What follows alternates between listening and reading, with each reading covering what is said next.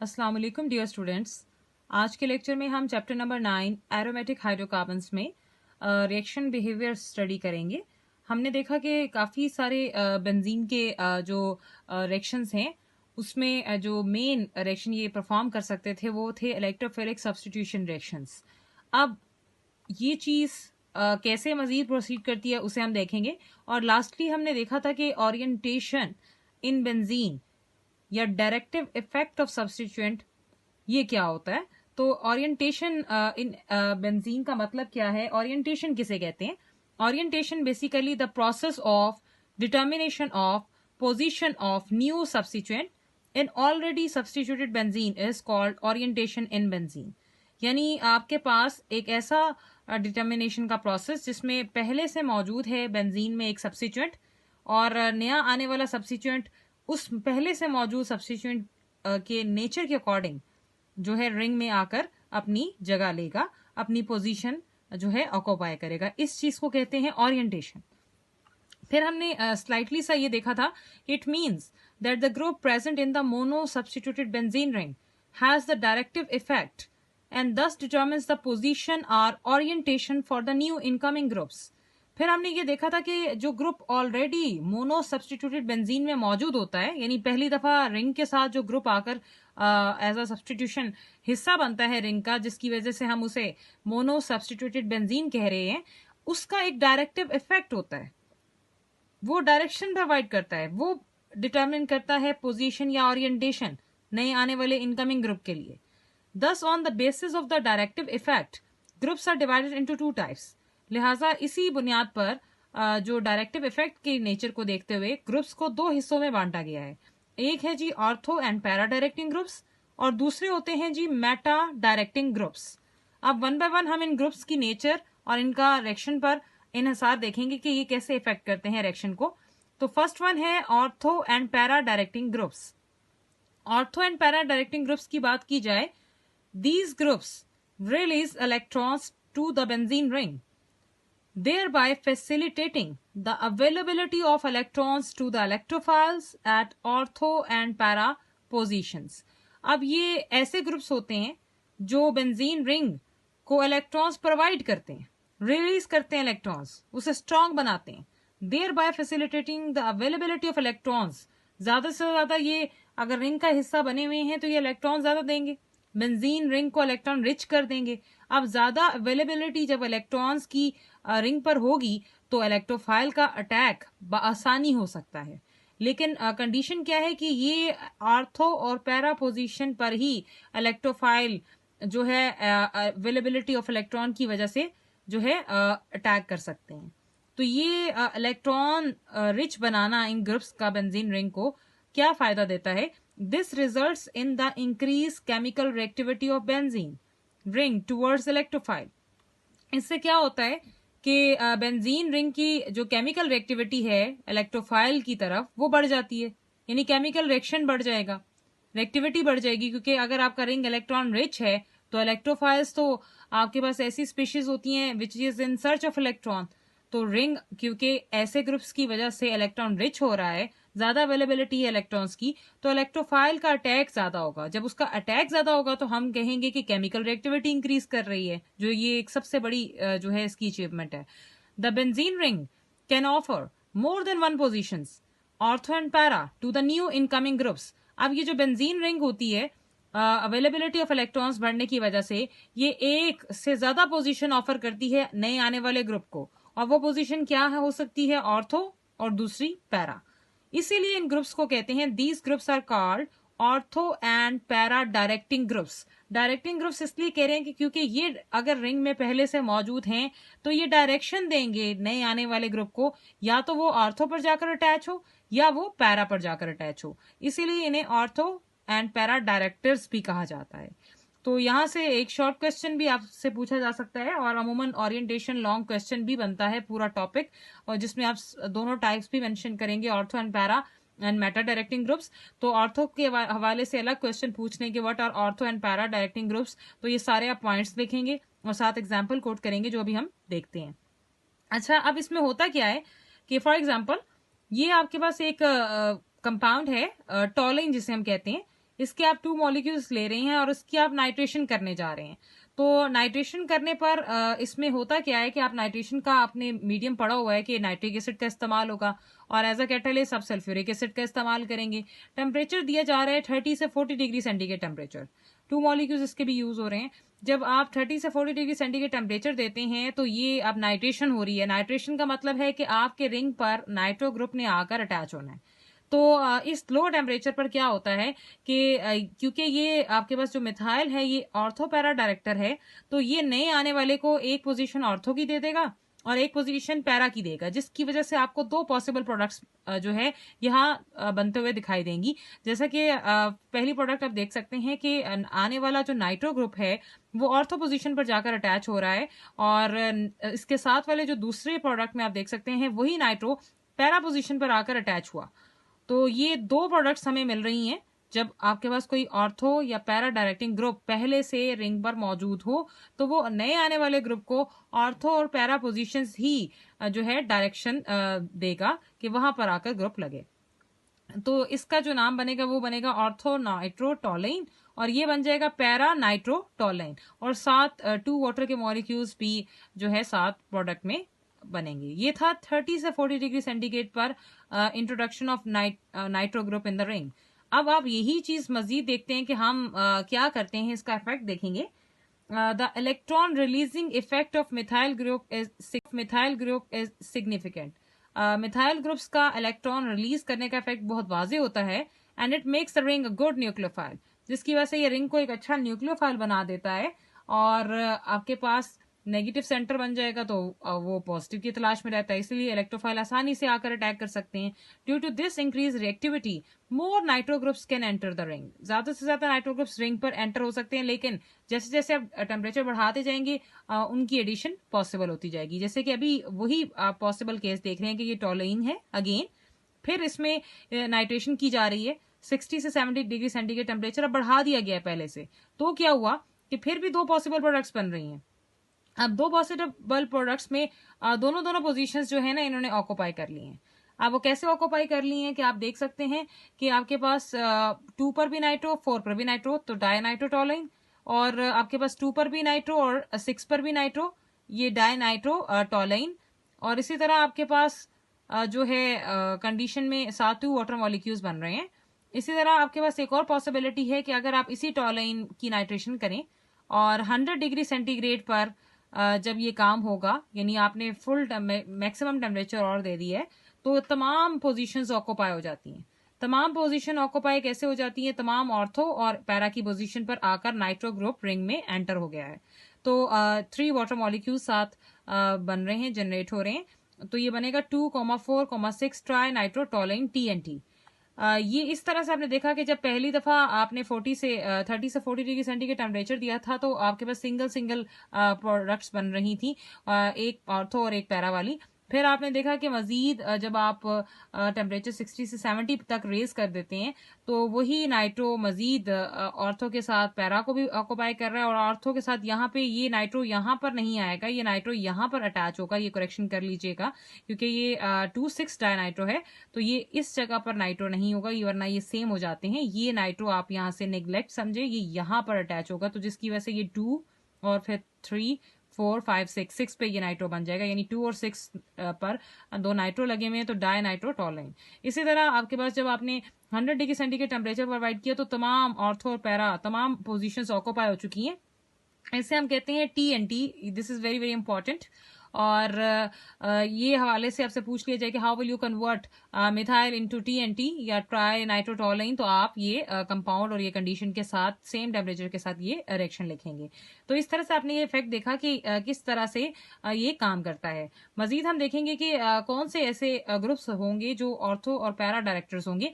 Other examples of ortho and para directing groups are, इसमें जी ये आपके पास डाई अमाइन का केस है, डाईमिथाइल अमाइन, फिर NH2 अमाइनो ग्रुप, फिर हाइड्रोक्सिल का ग्रुप है, फिर अल्कोक्सी ग्रुप है यानी OCH3 जिसे मेथॉक्सी कहेंगे हम, फिर क्लोरो का ग्रुप आ जाता है, उसके बाद ब्रोमो और आयोडो। ये तमाम वो ग्रुप्स हैं जिनके पास कोई ना कोई ऐसा एटम है जिसके पास लोन पेयर होते हैं और वो फिर आगे फर्दर रिएक्शन में हिस्सा लेते हैं।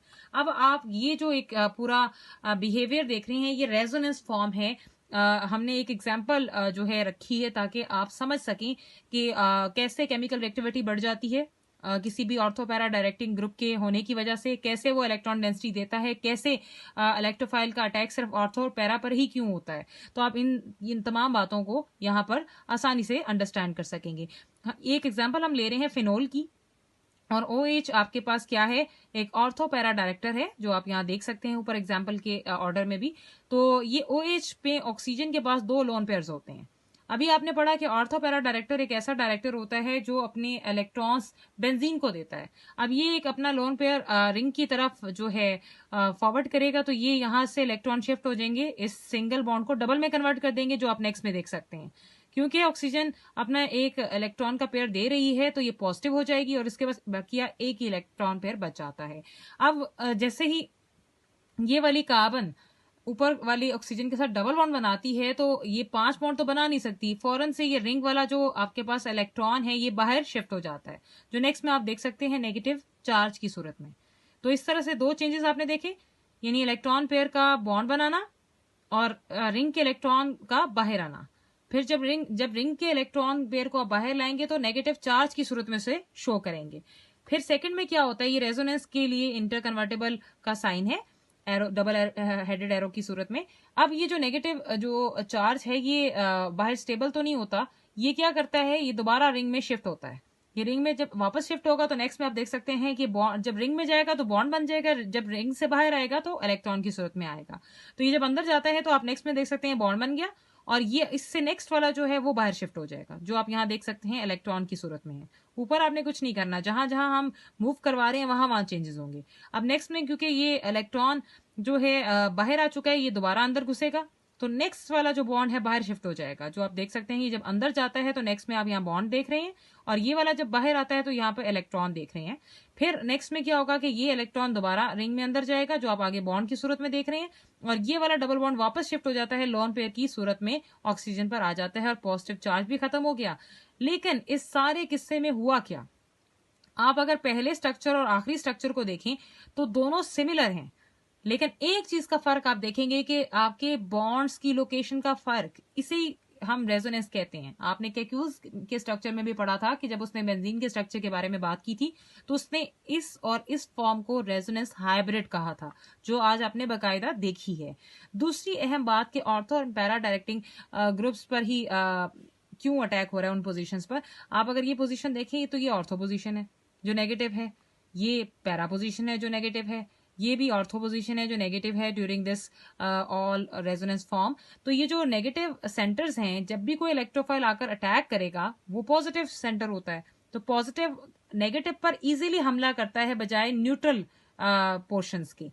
तो इसीलिए ऑर्थो पैरा या ऑर्थो, यही 2 पोजीशंस आपके पास पॉसिबल होती हैं जब भी कोई ortho para directing group attach होता है। तो ortho and para positions are rich in electrons, so electrophile easily attack on these positions. तो आप ये समझ सकते हैं, ये आपको समझाने के लिए पूरी स्कीम बताई गई है कि कैसे काम होता है। अब हमारे पास दूसरे जो ग्रुप्स होते हैं वो है matter directing groups. Matter directing groups इससे ऑपोजिट काम करते हैं। अगर आप ऑर्थो एंड पैरा को समझ गए हैं तो उसके ऑपोजिट बिहेवियर्स को आप मेटा में देखेंगे। These groups withdraw the electrons of the benzene ring towards themselves, thereby reducing their availability to the electrophiles। ये ऐसे ग्रुप्स होते हैं जो बेंजीन रिंग को इलेक्ट्रॉन डेंसिटी देते नहीं है, उनसे विदड्रॉ कर लेते हैं, निकाल लेते हैं, अपनी तरफ खींच लेते हैं, और इस तरह से अवेलेबिलिटी इलेक्ट्रॉन की बहुत कम हो जाएगी इलेक्ट्रोफाइल्स की तरफ। तो इससे क्या नुकसान होता है, पहला, this result in the decrease chemical reactivity of benzene. जब इलेक्ट्रॉन ही अवेलेबल नहीं है रिंग को तो इलेक्ट्रोफाइल का आसानी से अटैक नहीं होगा, तो केमिकल रिएक्टिविटी तो डिक्रीज होगी।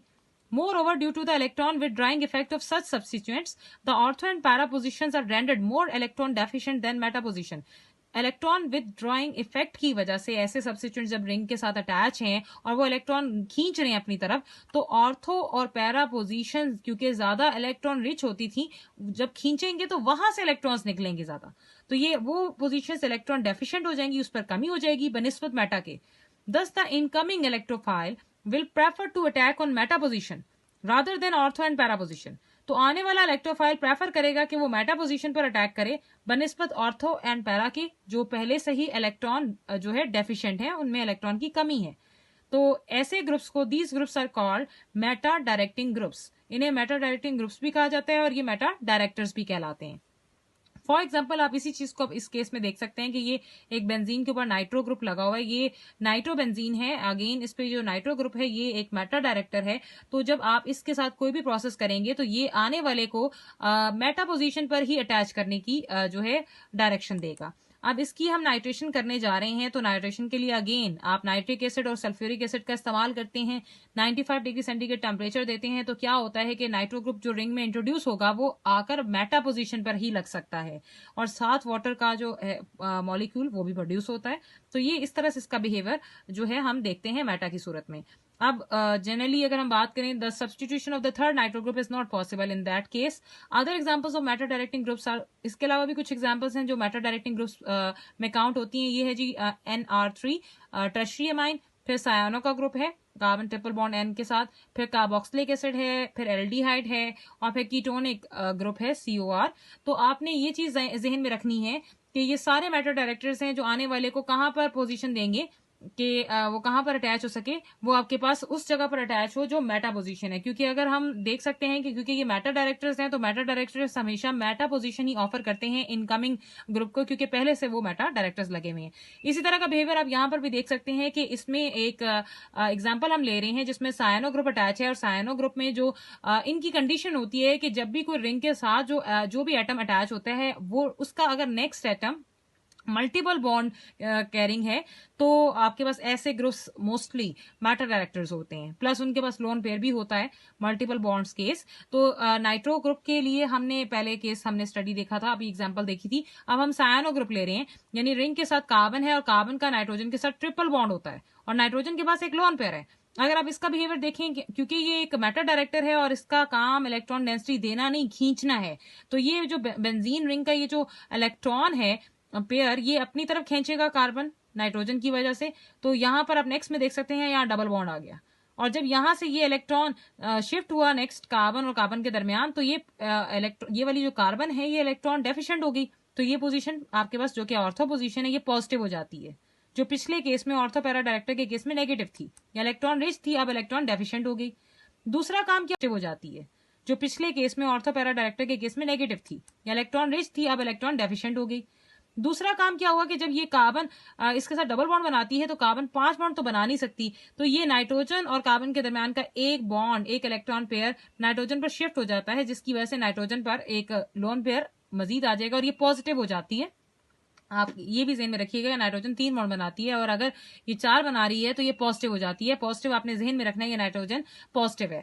लेकिन हमारा मकसद कंसर्न है कि बेंजीन का बिहेवियर कैसा है। आप दूसरे केस में आप देख सकते हैं कि जब एक जख्मी होता है तो वो कोशिश करता है कि मैंने जख्म खाए हैं तो नेक्स्ट क्यों ना खाए। तो होगा क्या कि ये वाला जो इलेक्ट्रॉन है जो पेयर, तो वो थोड़ी सी हमदर्दी दिखाता है कि बेचारा ये दुखी है, ये घर से बाहर आ गया तो इसे घर में जगह मिलनी चाहिए। तो ये आ जाता है, ये भी थोड़ा गम बांटने के लिए उसकी जगह लेगा, ये आ जाएगा नेक्स्ट में शिफ्ट हो जाता है। तो आप देख सकते हैं बॉन्ड आगे नेक्स्ट में जब शिफ्ट हुआ तो अब वही पॉजिटिव चार्ज जो पहले इस कार्बन पर था वो नेक्स्ट कार्बन पर शिफ्ट हो गया। इसी तरह ये जो नेक्स्ट केस में बाकी सारा सीन वही रहेगा, यहाँ पे पॉजिटिव चार्ज शो होना है नाइट्रोजन पर। अब जब इस पर पॉजिटिव चार्ज आता है तो इसके करीब वाला जो पिछला इलेक्ट्रॉन है वो इस कार्बन पर शिफ्ट हो जाता है, इनके दरमियान आ जाता है और इसका पॉजिटिव चार्ज खत्म हो गया यहाँ पर। और उस वाली कार्बन पर क्योंकि ये इलेक्ट्रॉन ये बॉन्ड शिफ्ट हो गया नेक्स्ट की तरफ, तो ये क्या करता है कि आपके पास इस पर पॉजिटिव चार्ज आ जाता है। अब इस पॉजिटिव चार्ज को कंसोल करने के लिए जो कार्बन और कार्बन के दरमियान डबल बॉन्ड बना था और जहां से कहानी शुरू हुई थी वो दोबारा वापस रिंग में आ जाता है। जब ये वापस रिंग में आएगा तो आप नेक्स्ट में देख सकते हैं बॉन्ड आ गया और पॉजिटिव चार्ज भी खत्म हो गया। जब ये वापस आता है तो कार्बन अपनी वैलेंसी पूरी करने के लिए नाइट्रोजन और कार्बन एक लोन पेयर दोबारा से बॉन्ड की सूरत में शेयर कर लेते हैं।